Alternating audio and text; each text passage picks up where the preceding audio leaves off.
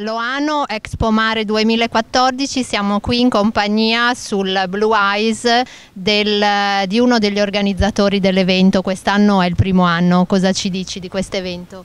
Beh, speriamo che sia il primo anno, ma che ce ne siano tanti altri di anni come questo, per portare una manifestazione, un evento all'interno di una marina prestigiosa, di una marina che vuole crescere e di una marina che offre tanto. Quest'anno abbiamo voluto dare un'impronta, diciamo, sia a livello di evento nautico sia di evento a terra.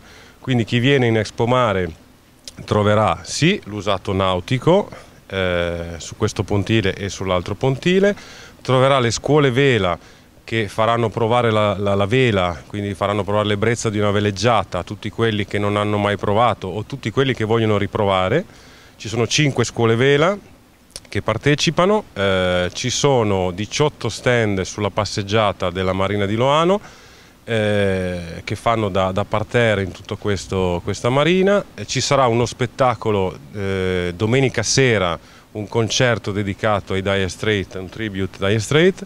Ci sarà una sfilata di parà domenica alle 7.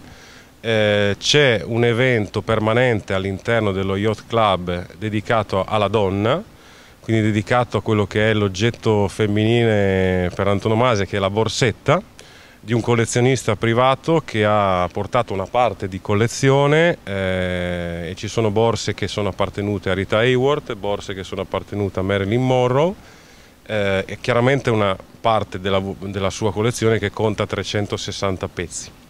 Quindi chi si accrediterà presso qualsiasi stand o qualsiasi scuola vela avrà il pass di ingresso completamente gratuito. Ci tengo a precisare che tutto l'evento e tutto Expo Mare è completamente gratuito.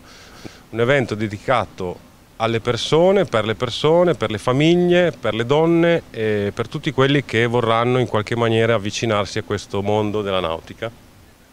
Benissimo, allora grazie, vi aspettiamo numerosi, cosa posso dire? A gonfie vele, a tutto motore. A gonfie vele e a tutto motore. Grazie a voi e veramente venite a trovarci quest'anno, speriamo di offrirvi un format che piaccia e che piaccia a tutti. Benissimo, grazie, vi aspettiamo numerosi.